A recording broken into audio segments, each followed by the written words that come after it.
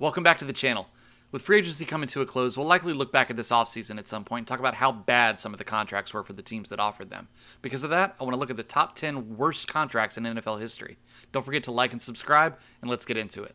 Every sport has their fair share of overpaid players who trick teams with 1 year of solid production and cashed in on a nice payday. Some players on this list fall into that category, but other players had great careers until a certain contract, at which point it feels like they threw in the towel and were ready to ride this guaranteed money off into the sunset. I'm going to try to avoid picking players that only didn't live up to the contract due to injury, as that's just not fair to the player. Starting at number 10, we have Namdi Asamoah. He was one of the first in the era of shutdown corners. After 8 seasons with the Raiders, Namdi hit the open market and was ready to cash out. Many teams were fighting over the 30-year-old services, but eventually he signed a 5-year, $60 million contract with $25 million guaranteed. This made him the highest paid defensive back in the league and top 20 overall. For that kind of money, you would expect high production. He joined a big-name secondary with the Eagles, including Asante Samuel and Dominique Rodgers-Cromartie. However, the team allowed 60 passing touchdowns over the next 2 seasons and was part of the end of Andy Reid's run in Philly. Asamoah was cut after his second year, went on to San Francisco where he'd only appear in 3 games before retiring. Next up at number 9, we have Percy Harvin with Seattle. Harvin did deal with injuries and migraines through his career, but that's not why it's such a bad contract for Seattle. They gave up a first, a third, and a 7th-round pick to acquire Harvin's services from Minnesota, then gave him a big contract extension at 6 years, $67 million with $25 million guaranteed. He did only play in 1 game in 2013 due to injury, but apparently he and the team's relationship was souring quickly, and after only 5 games in 2014, he was traded to the New York Jets for just a conditional 4th or 6th round pick. His total stats while in Seattle were 23 catches for 150 yards and 91 yards rushing with 1 rushing touchdown.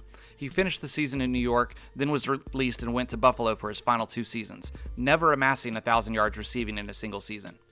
Coming in at number 8 is Michael Johnson with Tampa Bay. That's right, he did spend 1 season in Tampa Bay.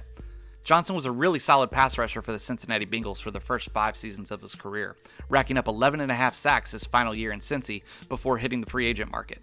Tampa Bay swooped in, offering him a contract of 5 years, $43.8 million with $24 million guaranteed. In his only year with Tampa, he accumulated 3.5 sacks and was released 1 year to the day after signing with the Bucs. He then went back to the Bengals and finished his career where it started.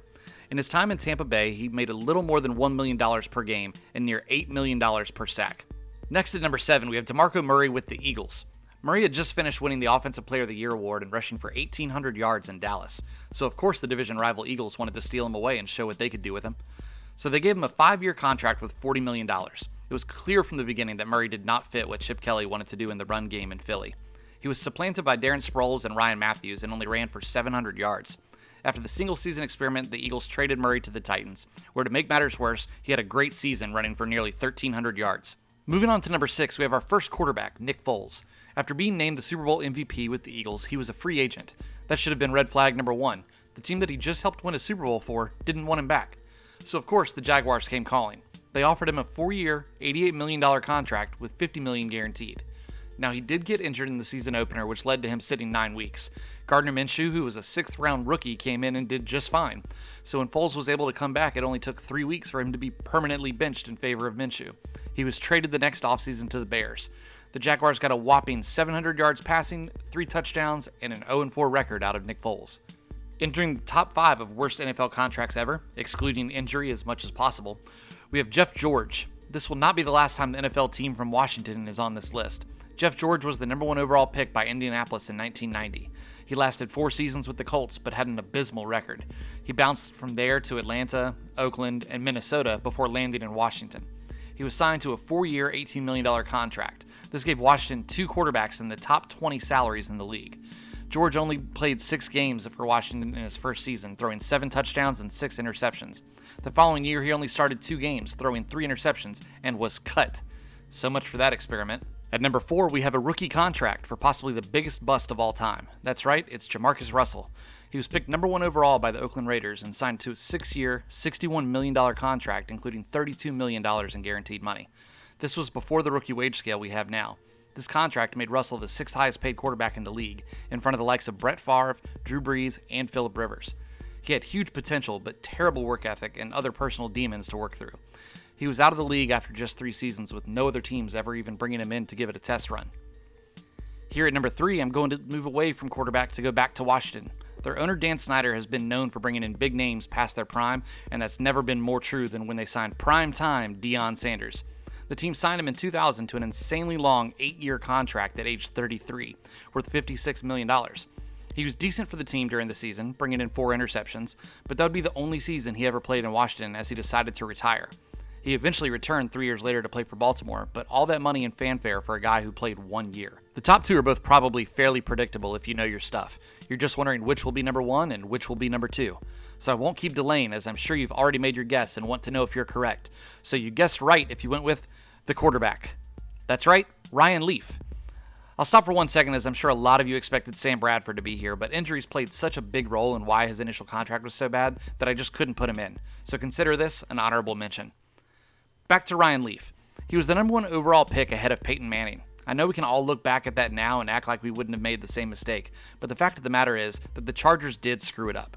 He was signed to a 5-year, $31.25 million contract with an $11.25 million signing bonus. Just trust me, that was significant in 1998. Beyond him not being Peyton Manning, he was just flat out a terrible NFL quarterback. His record in San Diego was 4-14, and he threw 13 touchdowns against 33 interceptions. Not great. And now, the absolute worst NFL contract of all time goes to Albert Haynesworth.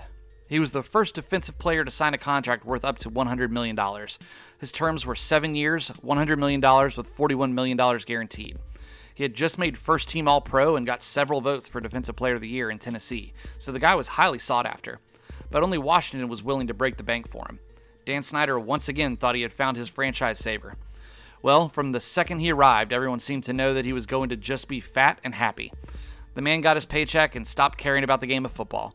He only lasted 2 seasons in Washington, totaling 6.5 sacks in that time, and only playing in 20 games. He was a locker room cancer, and the team was all too happy to get rid of him. But he got paid. Well, that's going to do it for today's video. Thanks so much for watching. If you enjoyed it, I hope you'll leave a like rating and consider subscribing. I'll see y'all next time.